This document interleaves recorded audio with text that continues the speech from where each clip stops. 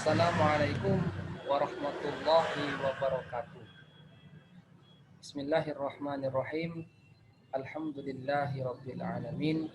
Alhamdulillahilladzi hadana li hadza wa ma kunna linahtadiya laula an hadanallah. Wassalatu wassalamu ala Rasulillah ibni Abdillah wa la haula wa la quwwata illa billahil aliyyil azim. Yang terhormat kepada Bapak Rektor Universitas Islam Malang, Bapak Profesor Masyhuri Bakri MSI, dan kepada juga yang terhormat Ibu Dr. Anda Ari Hayati MP selaku Dekan Fakultas Matematika dan Ilmu Pengetahuan Alam, dan seluruh tenaga-tenaga pengajar, para dosen dan staf TU yang tidak bisa saya sebutkan satu persatu, tetapi tidak mengurangi rasa hormat dan rasa takdim saya kepada beliau semua. Semoga beliau selalu diberikan kesehatan dan kekuatan untuk membimbing kita untuk menjadi pribadi yang lebih baik lagi ke depannya. Perkenalkan dan izinkan saya, Muhammad Iqbal, alumni Fakultas Matematika dan Ilmu Pengetahuan Alam Universitas Islam Malang, untuk menyampaikan sedikit pemaparan materi tentang pengantar kepemimpinan. Pada slide pertama ini saya sedikit menjelaskan atau membacakan tentang quotes atau kata-kata tentang kepemimpinan. Pada hari ini banyak sekali orang bercita-cita untuk mengubah dunia, tapi lupa untuk mengubah dirinya sendiri. Kemarin aku menjadi orang yang pintar. Aku berpikir ingin mengubah dunia. Sekarang aku ingin menjadi orang yang bijak, berpikir untuk mengubah diri sendiri. Dari quotes ini kita sedikit bisa menyimpulkan sesuatu, bahwasanya perubahan besar berawal dari perubahan-perubahan yang kecil yang selalu diistiqomahkan. Perubahan-perubahan yang spektakuler berawal dari perubahan-perubahan kecil yang selalu diusahakan dan selalu dilakukan. Bukan tentang perubahan besar yang dihasilkan dari sesuatu yang instan dan usaha-usaha yang lemah, yang mudah menyerah. Tidak. Tetapi yang paling penting daripada itu, untuk melakukan suatu perubahan yang besar harus berawal dari diri kita sendiri. Kemudian di slide selanjutnya, arti apa itu kepemimpinan? Kita harus mengetahui sebelum membahas tentang ilmu pengantar kepemimpinan, kita harus tahu pengertian dari apa itu kepemimpinan dan apa itu pemimpin. Kepemimpinan sendiri adalah kemampuan untuk mengajak atau mempengaruhi orang lain untuk mencapai tujuan yang sudah ditentukan.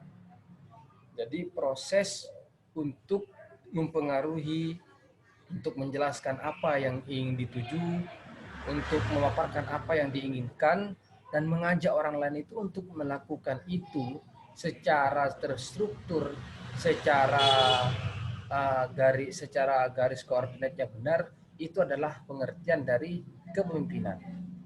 Nah, pemimpin, apa itu pemimpin? Pemimpin adalah pelaku atau orang yang berpengaruh, orang yang bisa dipercayai untuk menjadi ketua atau menjadi pemimpin mewujudkan tujuan yang sudah ditentukan bersama. Mungkin itu sedikit pemaparan terkait arti secara global kepemimpinan dan sosok pemimpin. Jadi sosok pemimpin adalah sosok yang bisa dipercayai, sosok yang bisa mempengaruhi, sosok yang bisa meyakinkan anggota-anggotanya untuk melakukan suatu proses-proses atau program-program atau tujuan-tujuan yang sudah ditentukan bersama. Nah, itu seorang pemimpin. Maka pemimpin harus benar-benar menjadi contoh kepada anggotanya. Pemimpin harus benar-benar menjadi patokan atau bahasa dalam artian uswatun hasanah bagi anggota-anggotanya, baik secara perilaku, baik secara ucapan. Itu harus dimiliki oleh karakter seorang pemimpin. Maka berlanjut kepada slide yang selanjutnya, yakni sifat-sifat kepemimpinan. Bentar. Sifat-sifat kepemimpinan. Ada secara garis besar ada dua sifat kepemimpinan. Yang pertama adalah social sensitivity dan yang kedua ada behavior flexibility. Jadi pengertian yang pertama tentang sifat yang harus dimiliki oleh seorang pemimpin adalah social sensitivity. Artinya dia kepada sosial itu sangat sensitif, peka. Atau dalam artian lain adalah dengan tepat dapat merasakan dan mengerti tingkah laku anggota kelompok dan peka terhadap kebutuhannya. Jadi seorang pemimpin harus menjadi seorang pemikir dan menjadi orang perasa. Perasa dalam artian anggotanya membutuhkan apa, anggotanya menginginkan apa, dan apa yang harus diwujudkan ke depannya. Itu harus dimiliki oleh seorang pemimpin. Dan yang kedua yaitu tentang sifat kepemimpinan yaitu behavior flexibility. Behavior flexibility adalah dapat menyesuaikan tingkah lakunya untuk mengadakan perubahan-perubahan sesuai dengan kebutuhan dan situasi kelompoknya atau anggota-anggotanya. Jadi seorang pemimpin tidak harus kardi atau menjadi sosok yang untuk menginginkan segala sesuatu terwujud karena keinginannya sendiri. Tidak boleh seperti itu. Jadi seorang pemimpin harus menyesuaikan tingkah lakunya, ucapannya, dan sebagainya karena itu menjadi contoh. Dan dalam memutuskan sesuatu tidak berpatokan kepada keinginannya yang datang dari diri sendiri, tetapi berasal dari kebutuhan yang dibutuhkan oleh organisasinya, oleh kelompoknya, oleh anggotanya, sehingga itu menjadi suatu rumusan-rumusan pemikiran dalam pikirannya, kemudian itu diwujudkan menjadi suatu perwujudan yang bentuk atau yang sering dinamakan dengan action di lapangan. Jadi action di lapangan bukan hanya sekedar keinginan-keinginan dari seorang pemimpin, tidak, tetapi pemimpin yang bijak yaitu pemimpin yang menghasilkan sesuatu yang akan menjadi action di lapangan itu memang diinginkan atau dibutuhkan oleh anggotanya. Makanya Haji Agus Salim, seorang tokoh kemerdekaan, pernah mengatakan bahwasanya pemimpin itu menderita bukan untuk menumpuk harta. Kalau saya mengartikan bahasa ini bahwasanya dulu Haji Agus Salim sudah bisa berpikir. Apa yang dipikirkan? Menjadi pemimpin harus bisa merasakan, harus bisa mempunyai prediksi-prediksi anggotanya sedang resah atau gimana, anggotanya sedang galau atau bagaimana, anggotanya membutuhkan apa dan bagaimana, dan organisasi utamanya ini harus dikemanakan agar menjadi organisasi yang lebih baik ke depannya atau yang lebih seperti itu. Ini slide yang selanjutnya yaitu tentang kriteria sifat dari seorang pemimpin. Kriteria sifat dari seorang pemimpin yaitu yang pertama harus mempunyai kekuatan. Kekuatan ini apa? Kekuatan dalam berpikir, kekuatan dalam merasakan apa yang dibutuhkan oleh anggota-anggotanya, kekuatan untuk melakukan suatu perubahan-perubahan baru, kekuatan dan yang lain-lain sebagainya. Maka ini sangat dibutuhkan dan harus dimiliki oleh seorang pemimpin. Dan yang kedua adalah keseimbangan emosi. Seorang pemimpin tidak boleh melakukan sesuatu itu karena berdasarkan keinginannya sendiri, berdasarkan egoismenya sendiri. Misalkan dalam satu forum, satu rapat, dalam satu diskusi bersama anggota-anggotanya, dia selalu ingin pendapatnya diterima. Dia selalu ingin pikiran-pikirannya diterima oleh anggotanya. Tidak boleh seperti itu. Atau misalkan ada anggotanya tidak sesuai dengan yang diinginkan, maka dia tidak boleh harus marahi. Dia harus mendengarkan apa yang menjadi landasan pikiran dari anggotanya. Jadi harus ada keseimbangan emosi dari seorang pemimpin. Tidak boleh harus cepat marah dan tidak boleh lembek juga. Jadi harus dibutuhkan. Kalau memang harus menegaskan sesuatu, maka harus ditegaskan. Kalau memang harus melakukan sesuatu, maka harus selalu ada inisiatif-inisiatif. Dan yang ketiga, yaitu tentang pengetahuan hubungan kemanusiaan. Seorang pemimpin harus peka, harus sekali peka dalam melihat kebutuhan kemanusiaan, tentang hubungan kemanusiaan. Jadi seorang pemimpin sedikit banyak harus mengetahui tentang karakter-karakter yang dimiliki oleh anggota-anggotanya. Misalkan anggotanya karakternya ini sukanya bagaimana, itu harus disesuaikan dengan itu juga. Dan kemudian di poin selanjutnya yaitu tentang motivasi pribadi. Tentang motivasi pribadi adalah seorang pemimpin juga tidak hanya tentang memotivasi anggotanya untuk menjadi yang lebih kuat atau menjadi anggota yang lebih hebat atau yang sebagainya. Tetapi seorang pemimpin harus bisa memotivasi dirinya sendiri. Karena seorang pemimpin juga manusia, bukan? Jadi seorang pemimpin harus bisa menguatkan dirinya sendiri sebelum menguatkan orang lain. Seorang pemimpin harus bisa meyakinkan dirinya sendiri sebelum meyakinkan orang lain. Seorang pemimpin harus tampil kuat untuk dirinya sendiri sebelum ditampilkan kepada orang lain. Nah, begitu. Dan kemudian di poin selanjutnya yaitu tentang kecakapan berkomunikasi. Meskipun menurut saya kecakapan berkomunikasi ini tidak harus menjadi persyaratan utama. Karena yang lebih penting daripada berkomunikasi adalah action di lapangan, bukti di lapangan, bukti kerja sebagai seorang pemimpin, membuktikan bahwasanya dirinya benar-benar layak menjadi seorang pemimpin. Tetapi dalam kecakapan berkomunikasi ini harus menjadi salah satu faktor atau kriteria yang dimiliki oleh seorang pemimpin. Karena kecakapan berkomunikasi ini bertujuan untuk meyakinkan anggotanya, meyakinkan rekan-rekannya untuk mewujudkan tujuan-tujuan yang sudah ditentukan bersama di awal. Nah, itu seorang pemimpin.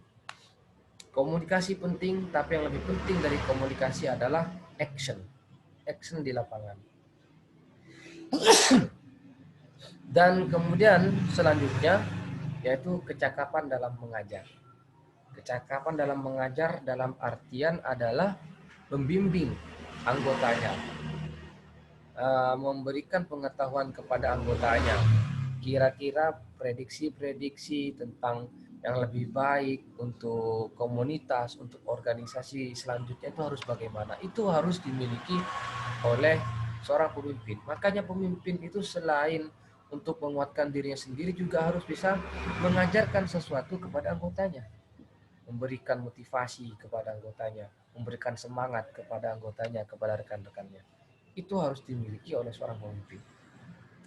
Maka di poin yang terakhir yaitu kemampuan teknis. Nah, ini yang saya bicarakan tadi tentang kemampuan teknis. Artinya kemampuan teknis ini adalah suatu yang sangat fundamental yang harus dimiliki oleh seorang pemimpin. Tentang action di lapangan, bukan hanya tentang konsep-konsep yang sudah dipaparkan, bukan tentang hanya teori-teori yang sudah dikatakan atau diungkapkan, tetapi yang paling penting daripada itu kemampuan teknis untuk mewujudkan segala bentuk konsep, segala bentuk wacana, segala bentuk rencana yang sudah disepakati bersama anggota-anggotanya. Ini sedikit bergeser pembahasannya kepada kajian-kajian yang islamis begitu. Jadi sebenarnya dulu Rasulullah itu sudah pernah menyampaikan dalam hadis Bukhari-nya, yaitu tentang hadis yang berbunyi kullukum ra'in wa kullukum mas'ulun an ra'iyatin. Jadi setiap kalian adalah pemimpin dan setiap pemimpin akan dimintai pertanggungjawaban atas yang dipimpinnya. Jadi bagi adik-adik, bagi saudara-saudara yang ikut diklat ini, pemimpin bukan hanya orang yang ada di ujung atau di atas di atas struktural yang dikategorikan sebagai ketua organisasi atau ketua dan sebagainya. Bukan. Jadi seorang pemimpin adalah orang yang bisa menjadi panutan terhadap apa yang dipimpinnya. Paling kecil adalah menjadi pemimpin terhadap dirinya sendiri. Bagi anggota-anggota badannya sendiri, untuk tangan-tangannya, untuk kaki-kakinya, untuk matanya, untuk pendengaran dan sebagainya. Itu adalah bentuk suatu kepemimpinan yang paling fundamental. Bagi orang yang tidak bisa memimpin anggota tubuhnya, yang berasal dari kecil itu, kemungkinan dia tidak akan bisa memimpin banyak orang. Karena apa? Yang sangat kecil sekali masih belum bisa dia lakukan, apalagi untuk melakukan hal-hal yang sangat besar.